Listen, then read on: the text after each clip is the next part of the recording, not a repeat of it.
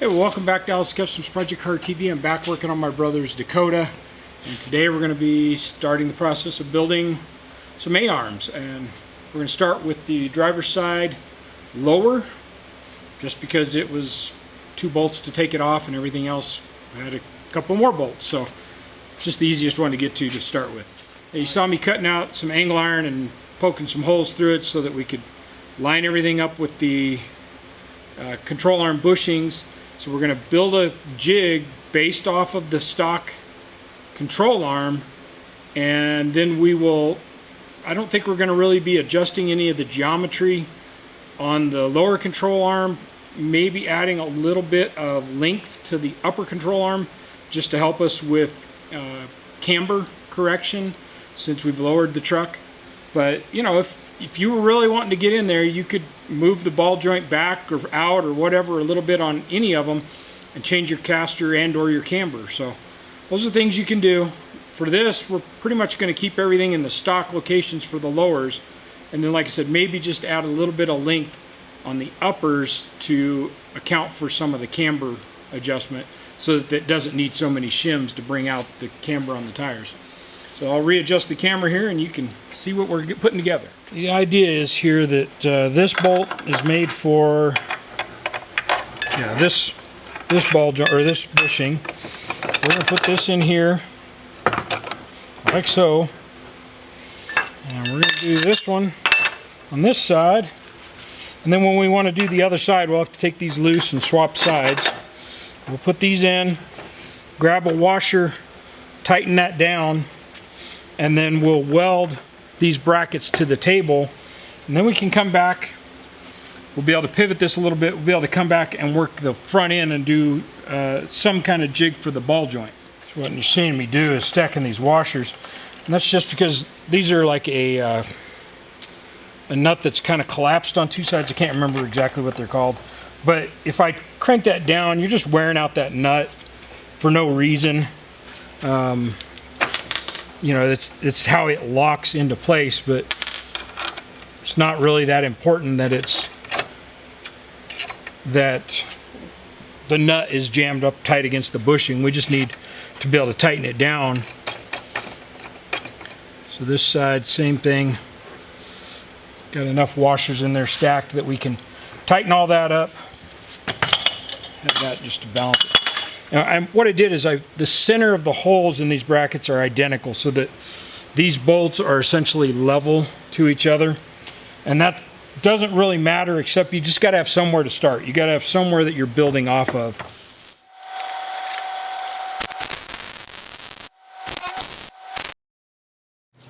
By the way, we also have new bushings. So we'll be replacing, as we build these, we'll be doing it with new bushings. We've got new bushings and we've got new ball joints.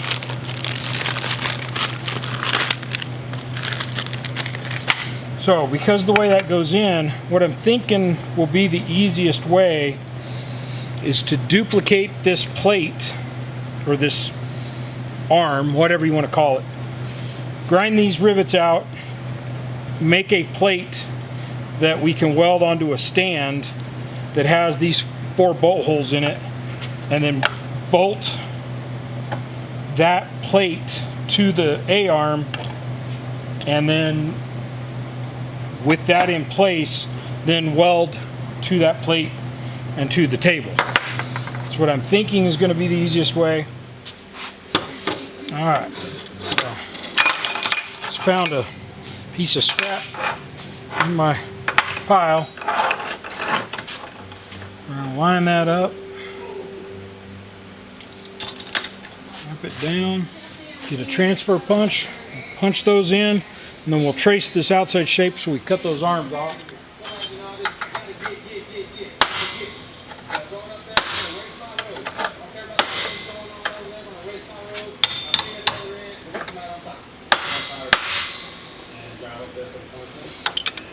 If you guys don't already have a set of these transfer punches, they make things so easy when you're trying to do fabrication. And that's just a cheap set, probably from Harbor Freight or Northern Tool. Like I said, we're just gonna trim some of this off. Alright, well, that's the jig. We've got this end welded down. We can pull these bolts out, pull these two brackets out, and we know we need to build our new bushings in there and in this way, and then we can take our we'll use this plate instead of the new ball joint until we get ready for that. But we're all set to pull this back out, find some sleeve that'll fit over this. And when I say find, I ordered steel tubing knowing we were going to build these, so I'd already measured this stuff out. I ordered steel tubing that this will slide into. It's got a little bit of a raised area here, and that's to press fit it, so we may have to polish the inside of the tube or something, but we'll get our tubes made for that. And we've got this bracket, and we're going to use a bolt-on ball joint, so just a new version of that.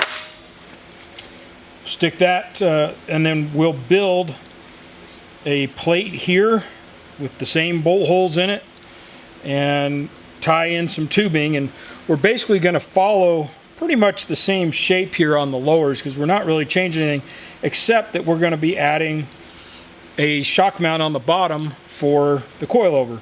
And I'd like to get that out as close towards the ball joint as possible for the geometry of it, but you know, you got to balance that with, we're going to need a bump stop of some sort. We're going to need to be able to attach our sway bar end link, and so we've got to build that as well.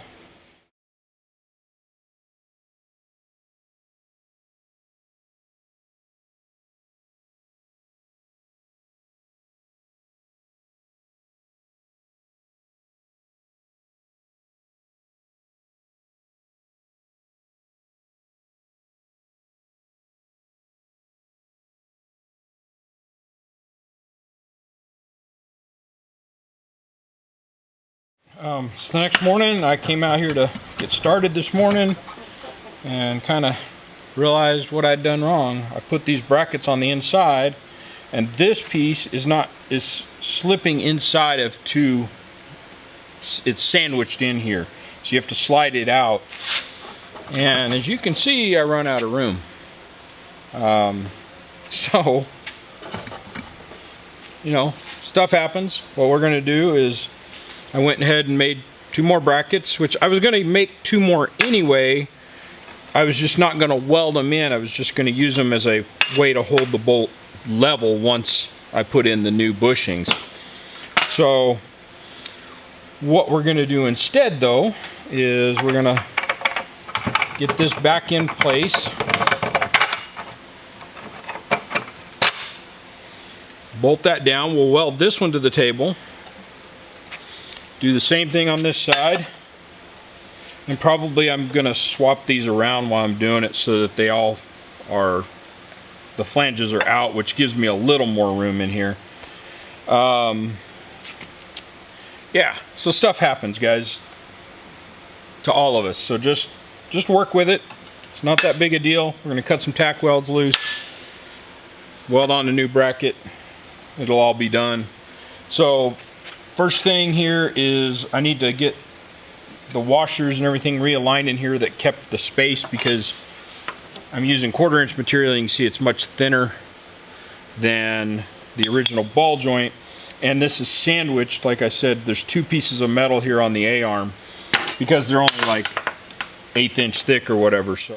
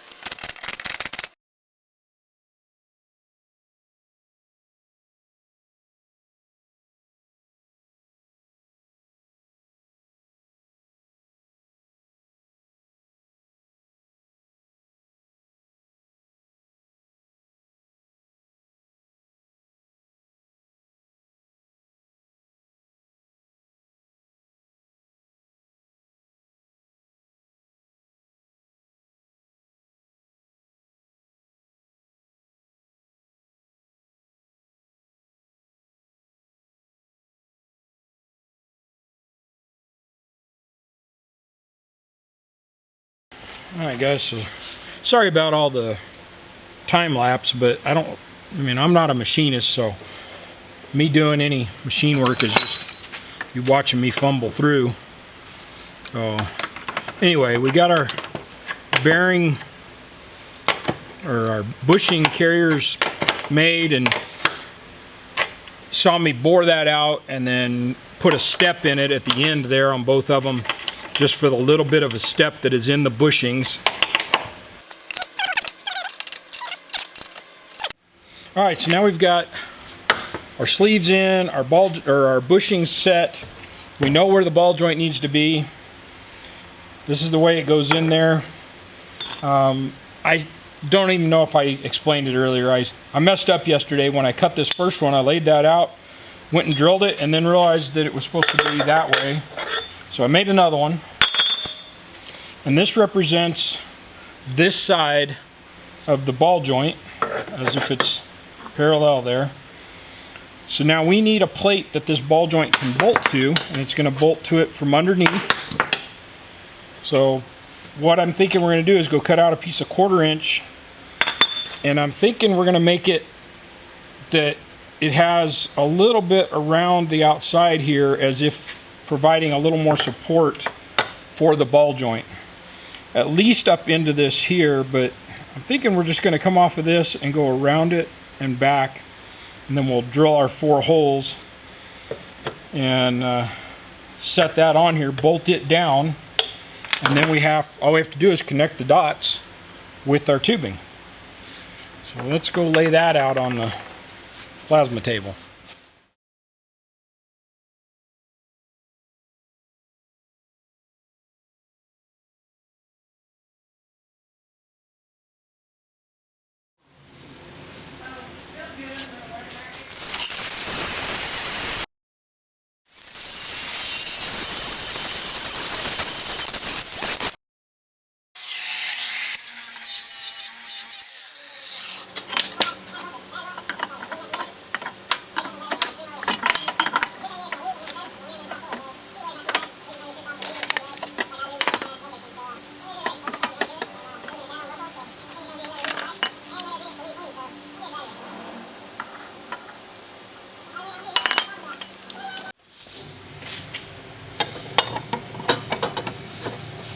That's a pretty good guess.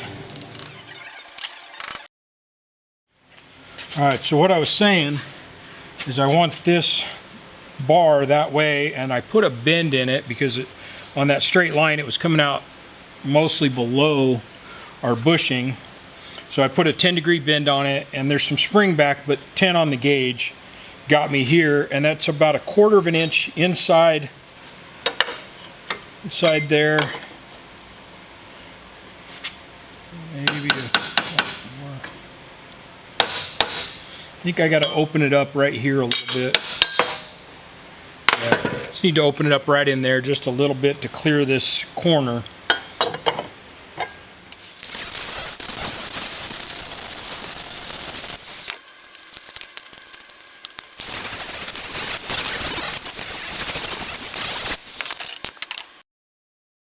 Yeah, now that fits a little more like what I wanted.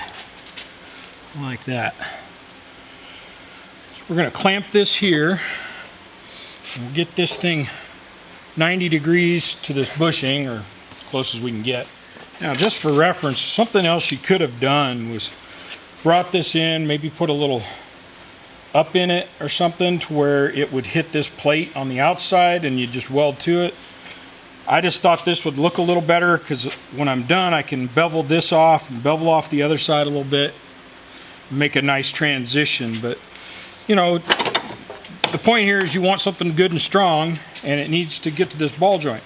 We are probably going to have a bunch of extra material in here, so when I'm done I'll lay it out, figure out what's extra, and when I cut the next one for the other lower, I will take that out, if you will.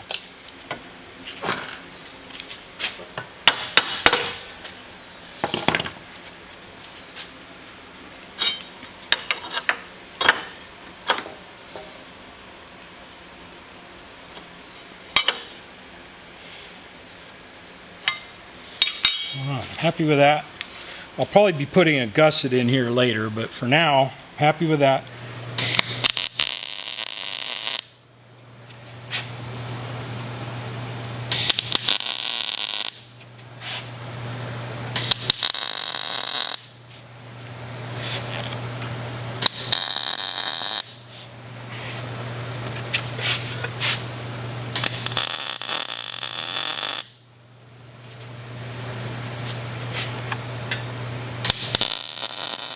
You can see what this would have looked like. So we've got this.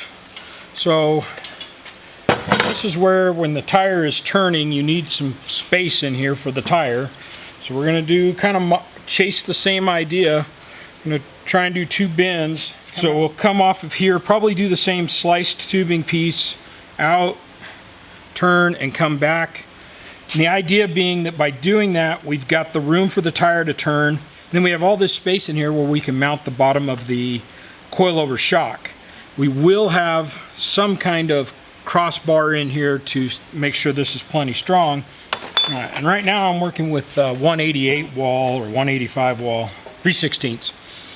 And so when we do our cross tube, since that's just to keep things kind of stabilized, we can go to a little bit thinner tube there, and then we'll come up with our mount for our coil-over shock, with the idea that it's going to be over here kind of in line with the ball joint. So somewhere in here is where I'm thinking, and we'll do whatever we do there. We'll cut some of this out, put a crossbar that then catches the coil-over shock, so that all of that is tied in together really well. So for now, I'm gonna go back over to the saw. I need to estimate how much tubing we need here. Just need to leave some here, figure out roughly how far we want to come in before we do our first bend, and it's going to be maybe a 70 or 80 degree bend, and over here, and then the opposite bend to come back into that square. And we want to be about 1/4 inch off of this far side, and that'll leave us some room to do a gusset on there at some point.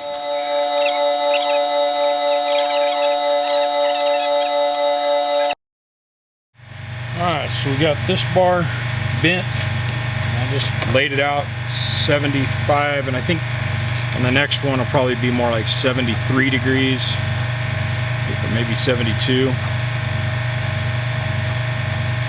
And this one went to 50 degrees, and then I cut off the end on there and then re-beveled it. So came out really nice, fits in here real good. So we're gonna go ahead and get this one tacked. And then I've decided I want to move this one over about 1/8 of an inch is all, but I'm going to cut 3 of these tacks loose and tap it that way.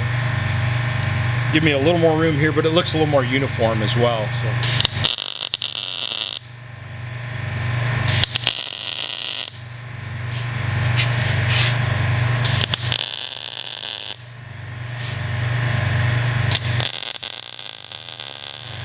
And then before we do any final welding on this, we'll take the bushings out. I'll tack the other side first so that I can leave things jigged up a little bit, because we still got to put a bar in here, and we're going to be doing something here, probably cutting a half moon out. But we'll preheat a lot of this, goes a little smoother. Plus I need to get some of the mill scale off in the areas where we're going to be welding itself. I know I want to put a bar across here. However, we don't want it too close down here that the brackets that are on the frame, that it would hit that when it was trying to rotate. So we need to do some measuring, figure out exactly where to come in here. You know, maybe all the way up here, but something to put a crossbar in here.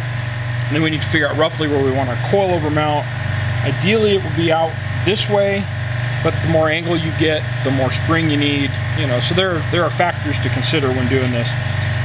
But we'll get a mount tacked in here, and then we might weld everything else, but that mount won't get welded till the coilovers are here, and we've kind of tested everything from that. I know a lot of guys ask, so I'm still using the benchmark abrasives and cutoff wheels, and then just whatever. That's a DeWalt grinding wheel. I don't use very many of those, but you need them every now and then.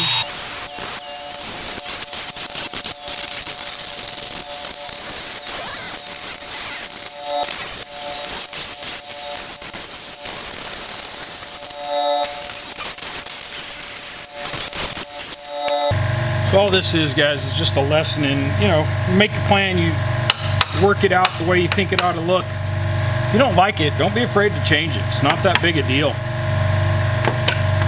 So now these look pretty much the same to me. Try and find a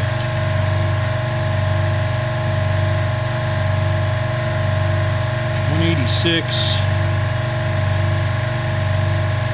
I need to go a little smaller still. Alright, so that's there. Now let's pull a measurement from the center line here forward to make sure we can clear our brackets with the arc, and then we'll measure up and get a crossbar in here. So it's probably going to be up here just because it would make more sense to be on this curve than trying to get down here and trying to get a big cut in the pipe or the tubing that would match that, but we'll take a look. All right, so I measured off. There's really nothing going to be in the way that this bar wouldn't hit first anyway. So no problem. We're going to come in here, come right off this. Now I moved this end over. You saw that. I got to looking at it. I just didn't like the way this looked at an angle. Just preference, right? So I cut this end loose, moved it over, and re-squared it off of our mounts, and I'm pretty happy with all of that. And then with that squared, I was able to just mark a spot where I would be in that bend and draw straight across. I can now make that bar. And then something else I did, and I don't know if you can see it, so I'll get some other pictures or video, is I've put a pie cut in here on both sides of the tubing, and that's so I can smack this down with a hammer and close it up, and then we'll weld that seam, weld around it. I think that'll just give it a little nicer finished look.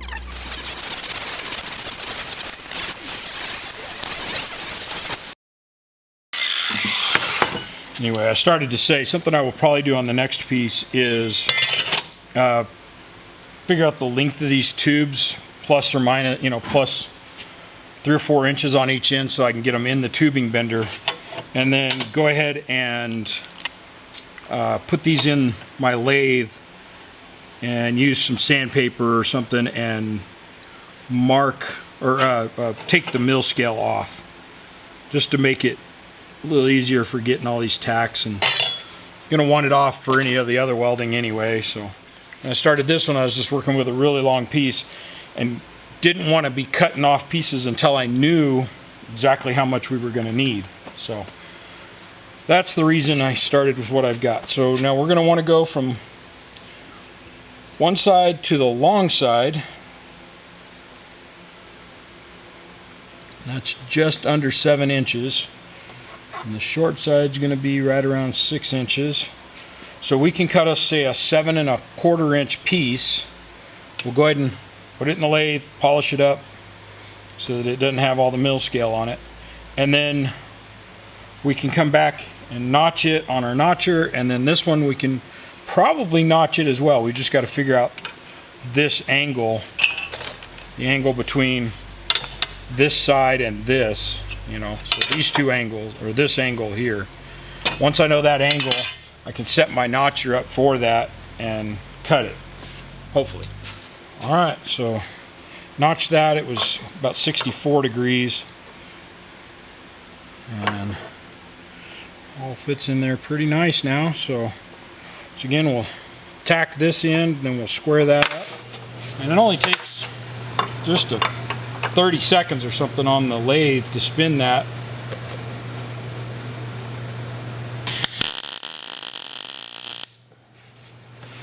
To spin that enough with a piece of sandpaper to polish it up like that. So just, let's see, what was it this way?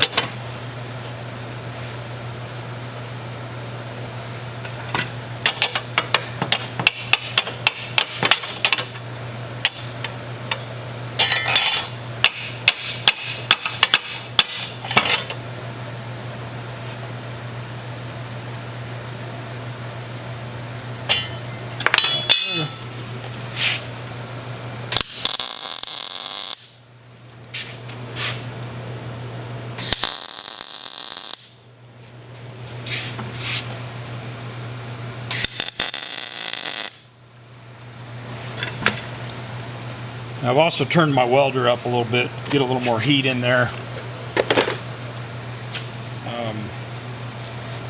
I usually kind of cold tack stuff, meaning I just don't put a whole lot of heat in it when I'm pretty sure I'm going to be moving it around, because they're easier to break loose and everything, but they also break loose easier when you're trying to, you know, move something an 1/8 of an inch or a 1/16 of an inch, and so it's kind of probably better to go hot than cold, but I don't know. I've done it that way forever, or for a long time at least.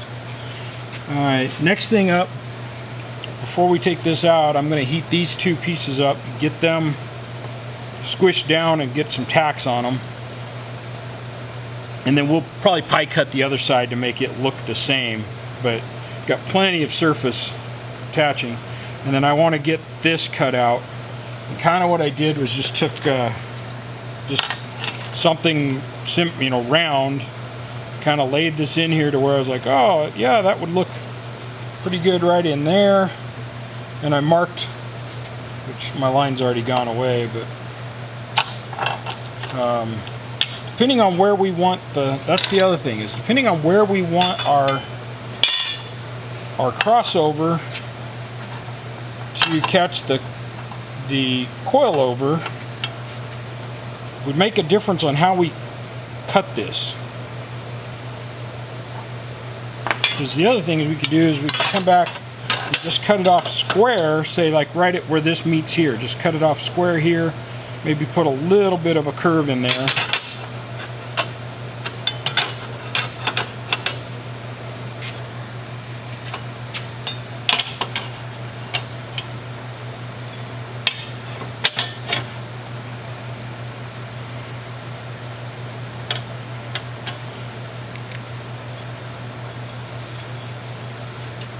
So we could cut on that line and maybe put just a little curve in here to keep a fracture point out. But then I don't know that that really helps the design that we were working on.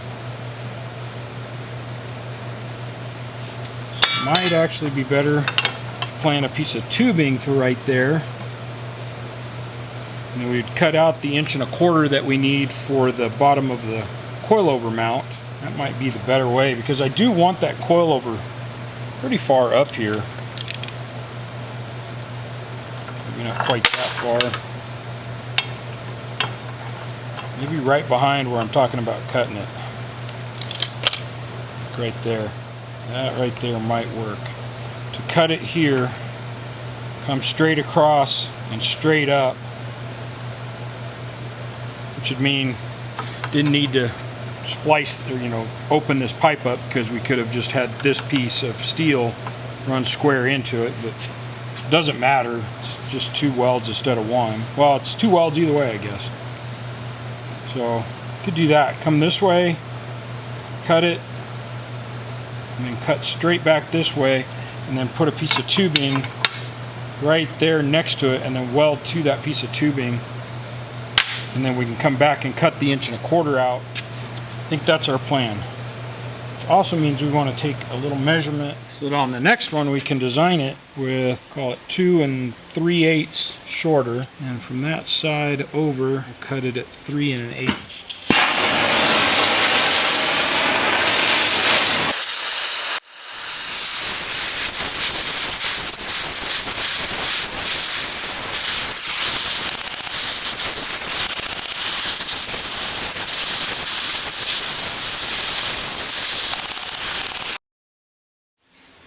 That's it. Now we can tack that.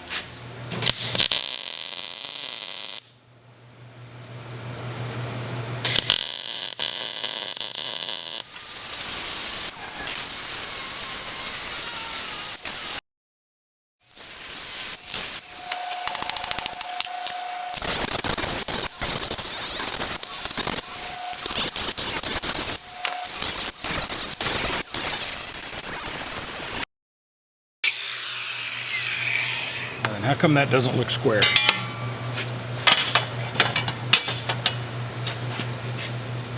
Probably because it's not. So anyway, what we need is a little bit of an arch in there so that we can have clearance for the bottom mount on the coilover. Kind of thinking on that, I may just use a plasma cutter. Cut that out. Because if I'd have done it before I cut this big piece out, I would have just used a hole saw of the right diameter and got it. I think now that's a little late.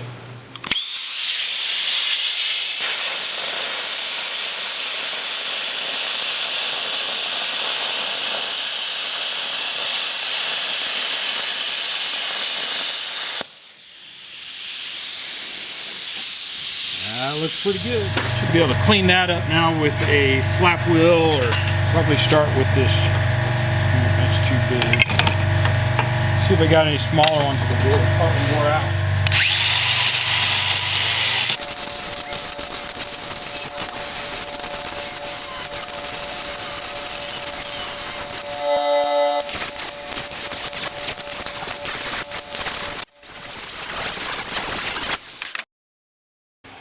We don't really have to do a whole lot of that in the places we're not welding, because I do believe these are going to get powder coated. Not certain on that yet, but I mean, it is my brother. I kind of know how I would want them if they were mine. So, and when you powder coat them, they just sandblast everything anyway to give a nice even finish, or at least the guys I use. All right, let's talk about a couple options here. So first, you could just make tabs, you know, much smaller than this, but a tab that hung off here, had a bolt hole through it, welded on, it would be fine. Second, you could weld a piece of tubing either to the top or to the bottom, cut out the 1.25 inches that's necessary for the mount, and you'd, again, be fine. And I'm kind of between that and the second option, or this third option, which would be, what I was thinking was to put a piece of tubing in here flat, just like this one is, to where it's inside the mount. And that would work just fine, except that I think we're going to want this extra inch or so of travel. Now, with that, you could take some of these, buy them from All-Star, take some of these adapters, and it's a thread inside with a tubing adapter, and you can stick it in a piece of tubing and then stick that in there. Or I have this piece of smaller tubing with a small enough bore that we can drill it out for the proper tap size. The only ones of these I have in 1/2 inch or 1/2 inch 13, which is the coarse thread. Everything else on the coilovers we've been using half fine thread, 1/2 So this would be the drill size for a 1/2. Could drill that out. We could take a 3/4 inch bit, or I think that's 3/4, might be 7/8. Yeah, it's 7/8. So take a 7/8 inch hole saw and drill through there and slide that through. And then when you were done, you'd cut it off. The 1.25 inch you didn't need in it, and thread one side, and that becomes your nut. And then all you got to do is run your bolt in. But because of what I was saying, I think what I want to do is go ahead and put this on top, which was not how I originally was planning. It was still just square it up, put it on top, and then weld it on both sides here, and then on the underside, or what would be the top side, from there. I'm going back and forth, because you could also come in and just notch that slightly so that this sat down just in there a little bit. So many choices. But what I'm pretty sure is we're going to use this piece of tubing, and we're going to thread the inside of this tubing for 1/2 inch 20. So then it's just a matter of where do we want this. I think it looks better if it's in here, but we're also trying to use as long a shock as we can. So, and the reason we were remaking this lower control arm was so that we could have a coil-over mount in it somehow. Alright guys, once again I had to step back and think about this. In my mind, I have been building this thing upside down, this being the top underneath, this whole time. And that's because the ball joint points that way. And I don't know, it struck me as that was upside down. When I got ready to put the or as I was putting this coilover mount on, I realized that this in fact is the top and this needs to be under here. So cut it back off. I need to clean up this side of it, but cleaned up everything over here, got all the tack welds off, and yeah, that's where I'm at. So next up, everything is tacked really well. I'm satisfied with that. I'm gonna pull these 4 bolts, flip this thing over so it's laying over here, and then we'll go ahead and get this mount lined up. And what I've got is just a section here that's threads and a section here that's drilled out for a 1/2 inch bolt to slide through, and then this is just a collar to keep the space. This is a little over 1 1/4 inches. It's like 1.30, so just enough extra that the coilover should slide in and out of there nicely without binding up. So anyway, like I said, sometimes you just mess up, and don't be afraid of it. It's no big deal to fix it. It takes time, but heck, we're supposedly doing this because we enjoy it, right? So anyway, I'm gonna take these loose and we'll flip this over and come back to it. All right, I'm gonna put a tack weld in this corner and this corner. Everything else looks like it's good. Then we're gonna set this aside, let it cool off for a while. Then we'll come back, push the bushings out of here, and then we'll lay it out and start welding it up. Except that I need to do, don't I? I need to do this before we go any further. So let me clean this side up real quick, and then we'll weld this one on.